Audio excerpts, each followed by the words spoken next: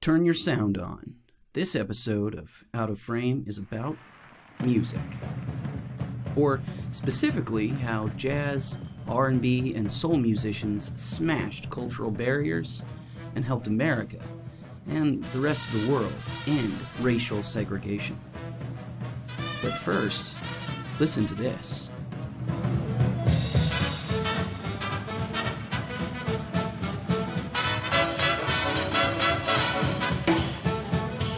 This is the Benny Goodman Orchestra's most famous recording, Sing Sing Sing, Carnegie Hall, January 16th, 1938.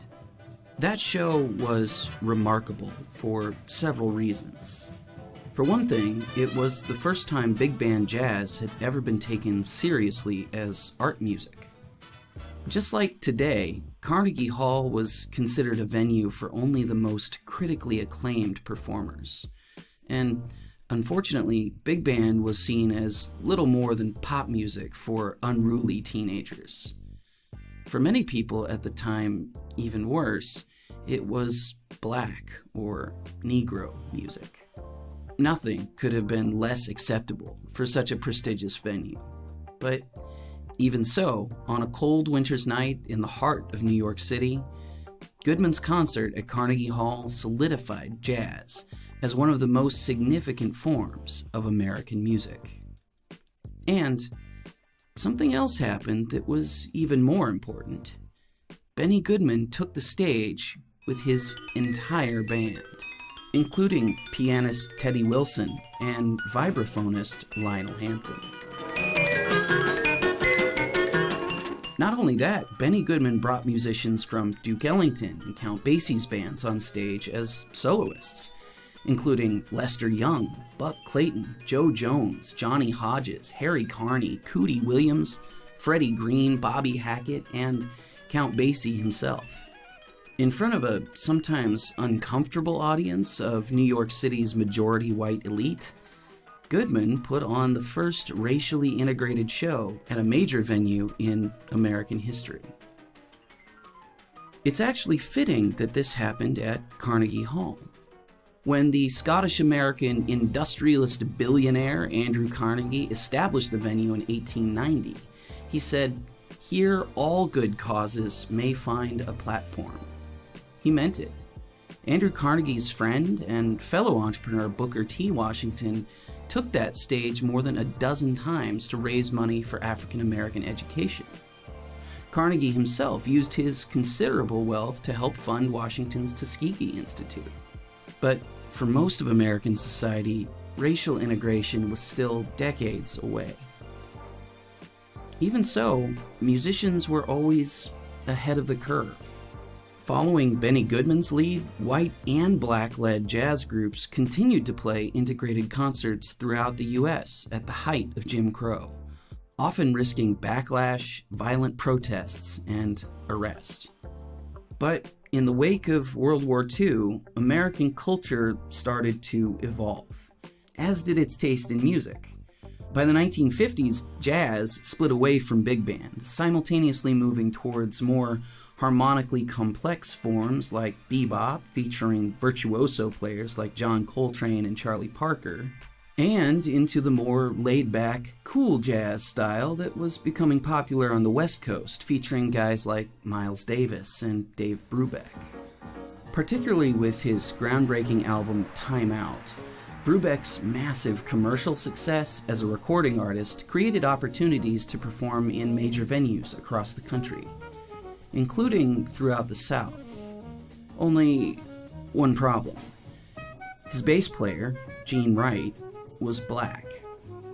This was nothing new for Brubeck. He'd led the Army's first fully integrated band during the war, but when he got home, he saw how his friends and colleagues were treated in more stark terms.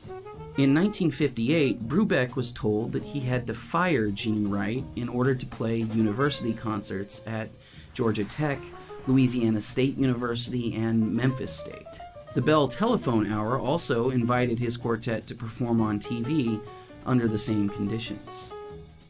Brubeck refused. In 1960, the Dave Brubeck Quartet had to cancel 23 out of 25 concerts on a tour of Southern universities. It cost the band over $250,000 in today's money, but it cost each of those venues more. And not just in lost revenue. Legally mandated segregation limited the acts that could or even would be willing to play in the South. And those club owners and their customers missed the opportunity to hear the greatest performers of their generation. A year later, in 1961, Ray Charles famously refused to play in Augusta, Georgia, when the management at Bell Auditorium told him that the dance floor would be reserved for whites only. You see this thread running throughout the history of American music, and it makes sense. Musicians don't need to care what anybody looks like, as long as they can play. But there's more to it than that. Commercial incentives played a huge and often unappreciated role in the cultural shift towards integration. Newly accessible recording technology allowed entrepreneurial producers like Sam Phillips, Jim Stewart, and Berry Gordy to bring new styles of music like blues, country, gospel, and soul to audiences around the world. These guys wanted to make great music, but they also wanted to make money. What a lot of those audiences didn't know is that the new music they were hearing on the radio coming from Sun Studios, Stax, and Motown Records were racially integrated bands. The music we often think of as white or black is, in fact, the product of racial and cultural integration and wouldn't be possible without the unique personal experiences and perspectives of the writers, performers, and producers. In 1962, 2 years before the Civil Rights Act, in the heart of the Jim Crow South, the song Green Onions by Booker T and the MGs became a major hit, featuring the talents of a black organist and drummer and a white guitar and bass player in Memphis. Booker T. Jones, Al Jackson Jr., Steve Cropper, and Donald Duck Dunn went on to have such a profound impact on popular music that John Lennon and Paul McCartney repeatedly cited them as one of the most significant influences for the Beatles. Even today, I think a lot of people would be surprised to see the people behind some of the most famous recordings. But that's really the point. In the end, it doesn't matter. The only thing that matters is how the music makes you feel.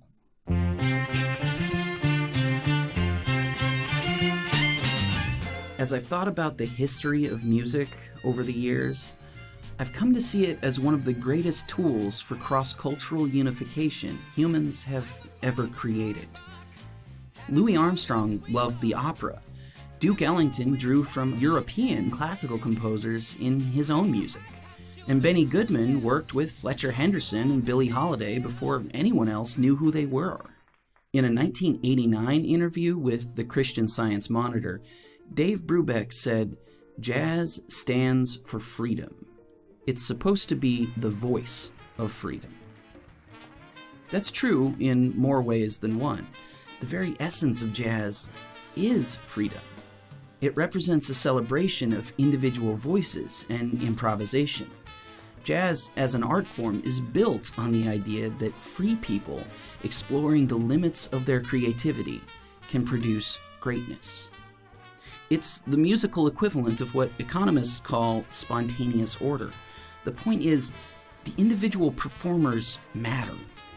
The Dave Brubeck Quartet without Gene Wright, the Benny Goodman Orchestra without Lionel Hampton and Teddy Wilson, Booker T without the MGs, Gladys Knight without Bob Babbitt, Stevie Wonder without Carol Kaye.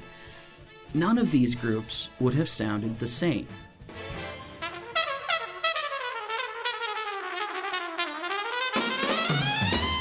So it's no surprise that jazz, R&B, and soul musicians would be the first to disregard the arbitrary restrictions imposed on society by law and bring people of all backgrounds together in service of both art and commerce. of course, all the styles that evolved out of jazz, like modern blues, R&B, and eventually rock and roll, could only have developed in a society that, however imperfectly, valued freedom. Indeed, this music has been banned at one point or another in most of the least free parts of the world, like the USSR, Afghanistan, China, North Korea, and Cuba.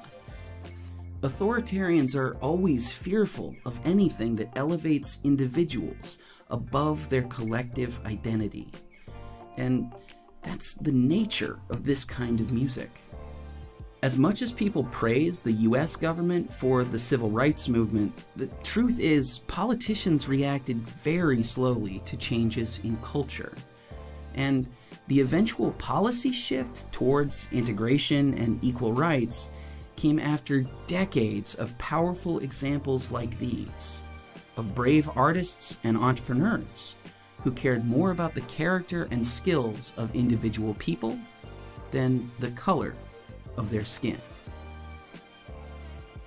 Thanks for watching this episode of Out of Frame.